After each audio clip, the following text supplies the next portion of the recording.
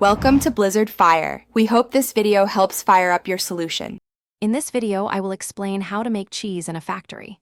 The journey begins with rigorous milk preparation. First, raw milk undergoes thorough quality testing to ensure it meets strict standards. Next, it's pasteurized, typically heated to around 72 degrees Celsius for 15 seconds to eliminate unwanted bacteria.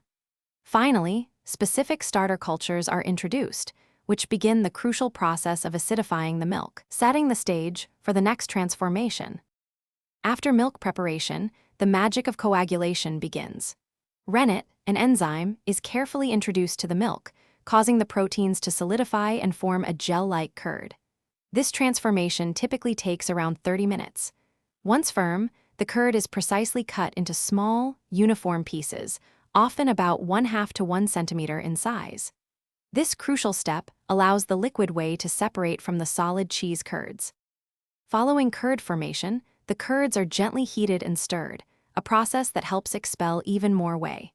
Next, they are transferred into molds and subjected to significant pressure, often for several hours, to achieve the desired shape and firmness. This pressing also removes any residual whey.